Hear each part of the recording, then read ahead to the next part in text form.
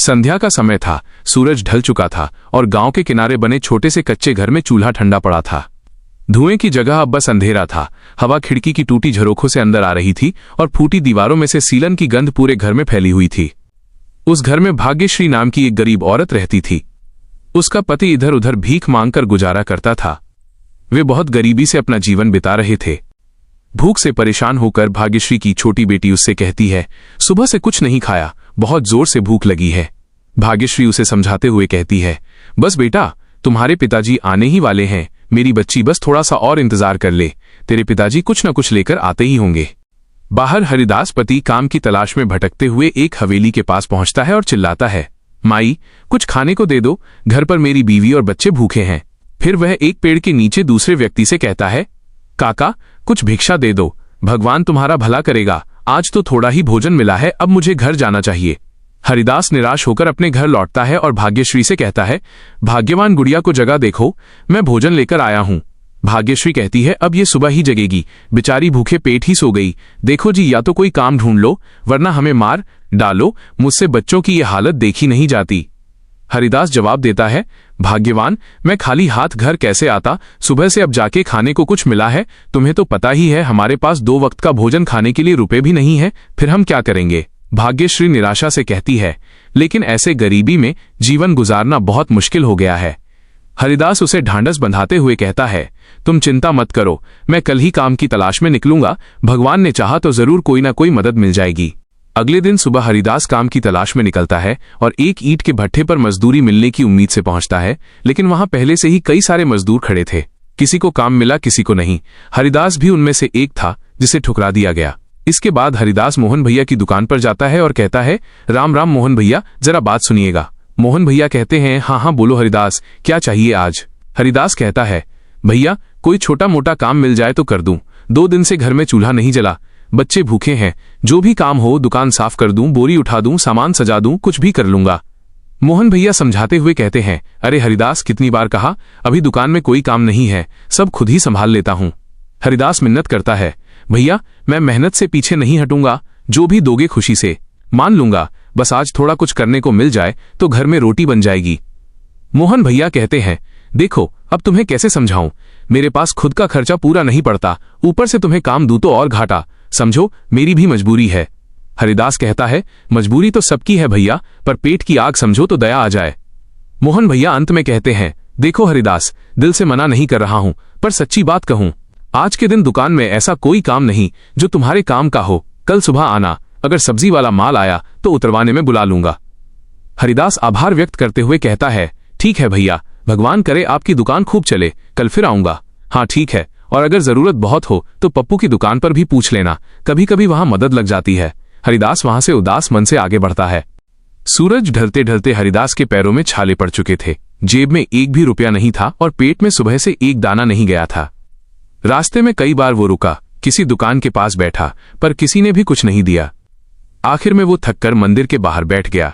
हरिदास का मन टूटा, मगर उसने हिम्मत नहीं हारी।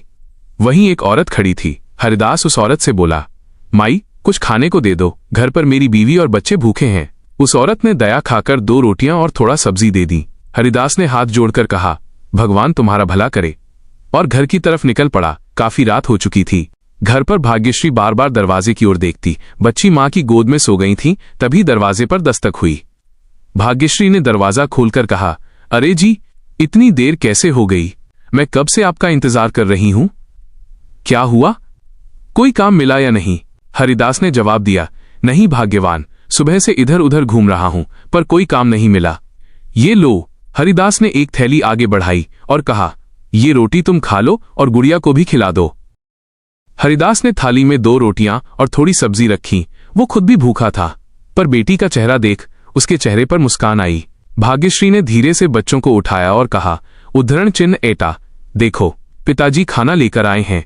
बच्ची ने नींद भरी आंखों से देखा और झट से नीचे उतरकर खाना खाने लगी। हरिदास एक कोने में बैठकर उन्हें खाते देख रहा था। उसका गला भर आया। भाग्यश्री ने पूछा, अरे जी, आप भी खाइए ना, ऐसे चुपचाप क्यों बैठे हैं। हरिदास बोला, नहीं, तुम दोनों खा लो, मुझे भूख नहीं है। पर सच ये था कि उसकी आंखों से आंसू गिर रहे थे। उसे खुद भूख लगी थी, मगर पिता का दिल उसे पहले बच्चों को खिलाने के लिए मजबूर कर रहा था।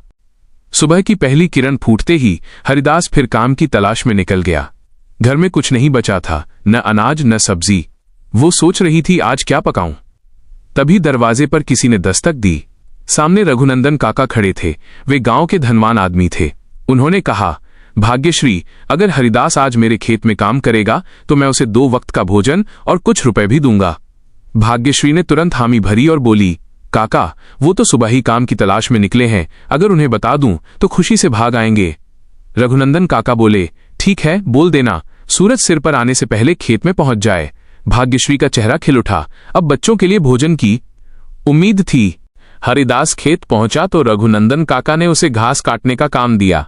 तेज धूप में पसीना झरने की तरह बह रहा था। उसके कपड़े भी भीग चुके थे, लेकिन वो रुका नहीं।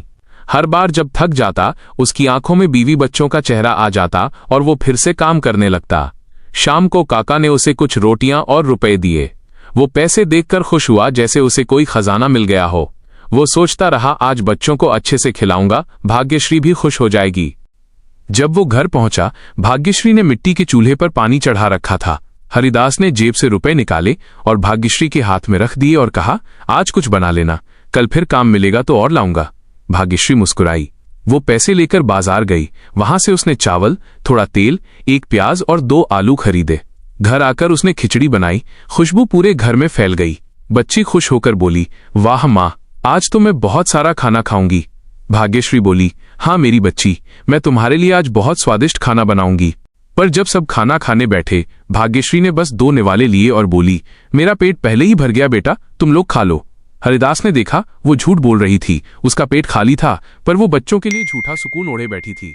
माँ की ममता का यही रूप था, भूख से भी बड़ी ममता। कुछ ही दिनों बाद बारिश का मौसम आ गया। घर की छत टपकने लगी, मिट्टी की दीवारें गलने लगी। हरिदास की तबीयत भी बिगड़ने लगी। खांसी, बुखार और कमजोरी ने उसे जकड़ लिया।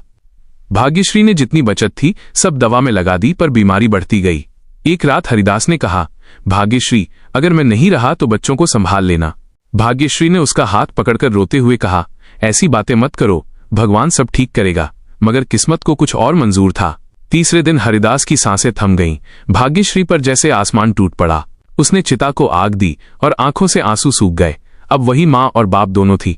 वो सुबह खेतों में काम करने जाती, दोपहर में दूसरों के घर बर्तन मांजती। कभी कभी लोग ताने मारते और कहते, अरे विधवा, तेरी तो किस्मत ही फूटी है। वो सब सुनकर भी चुप रहती। दिन बीतते गए। गरीबी और अकेलापन भाग्यश्री का पीछा नहीं छोड़ रहे थे। हर सुबह जब सूरज उगता, वो सोचती आज कुछ अच्छा होगा, मगर शाम ढलते ढलते वही थकान, वही खाली पेट और वही चिंता लौट आती। एक दिन वो खेत से लौट रही थी। रास्ते में भारी बारिश शुरू हो गई। वो एक पेड़ के नीचे जाकर खड़ी हो गई। तभी उसने देखा थोड़ी दूर एक बूढ़ी औरत कीचड़ में गिर पड़ी थी। भाग्यश्री दौड़ी और उसे उठाया। बूढ़ी औरत ने हांफते हुए कहा, बेटी, पाँव फिसल गया था, अब तो पैर में दर्द भी हो गया है। भाग्यश्री ने उसे सहारा देकर अपने घर ले आई। छोटे से घर में जगह तो नहीं थी, पर उसने कोने में एक चटाई बिछा दी। भाग्यश्री बोली, माई, आप यहीं आराम कीजिए, मैं हल्का फुल्का गर्म पानी ले आती हूं। बूढ़ी औरत उसकी सादगी देखकर मुस्कुराई और बोली, बेटी, तू खुद भूखी है, फिर भी दूसरों का दुख देख नहीं सकती, भगवान तुझ पर मेहर करे। भाग्यश्री ने कहा, माई, हम सब एक दूसरे की मदद के लिए ही तो हैं। अगर मैं आपकी जगह होती तो शायद आप भी यही करती। रात भर बूढ़ी औरत वहीं रही। सुबह जब भाग्यश्री उठती है तो देखती है कि वो औरत घर के बाहर तुलसी के पास कुछ बोल रही थी। उसने धीरे से कहा, तू बहुत नेक है बेटी, तेरे घर में अब कभी अन्न की कमी नहीं होगी। भाग्यश्री समझ नहीं पाई और बोली, माई, आप ये क्या कह रही हैं? बूढ़ी औरत मुस्कुराई और बोली, जब इंसान सच्चे दिल से किसी की मदद करता है तो चूल्हा जलाने तक का रास्ता बना देते हैं। फिर वो औरत जाने लगी। भाग्यश्री ने कहा, माई, कम से कम नाश्ता तो कर। भाग्यश्री दरवाजे पर खड़ी उसे देखती रह गई। कुछ दूरी पर पहुंचकर वो औरत धुंध में गायब हो गई, जैसे कभी थी ही नहीं। उस दिन के बाद भाग्यश्री के घर में अजीब चमत्कार होने लगे। जब भी वो किसी भूखे को रोटी देती, उसके बर्तन अपने आप भर जाते।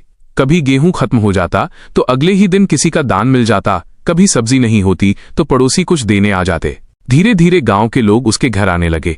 कोई कहता भाग्यश्री के हाथ की रोटी में स्वाद अलग है, कोई कहता उसके घर से खुशबू आती है। पर भाग्यश्री जानती थी वो खुशबू रोटियों की नहीं, उस बूढ़ी माई की दुआओं की थी। समय के साथ उसकी बेटी प्रीति बड़ी हुई। भाग्यश्री ने उसे पढ़ाया, मेहनत सिखाई और दूसरों की मदद करने का संस्कार दिया। प्रीति गांव की पहली लड़की बनी जिसने अपनी पढ़ाई पूरी की। जब गांव के लोग भाग्यश्री से पूछते, तूने इतने कठिन हालात में बेटी को पढ़ा दिया, कैसे किया ये सब, तो भाग्यश्री जवाब देती, मेरे घर एक बूढ़ी माई आई थी, उन्होंने कहा था सच्चा दिल कभी खाली नहीं रहता। एक शाम भाग्यश्री तुलसी के पास दीपक जलाने गई। हवा धीरे धीरे बह रही थी। उसने आंखें बंद की और वहीं प्रार्थना की, माई जहां भी हो खुश रहना, आपके आशीर्वाद ने मेरी जिंदगी बदल दी। उसके होठों पर हल्की मुस्कान थी और उसके घर से फिर से खुशबू उठ रही थी, ममता, आस्था और करुणा की।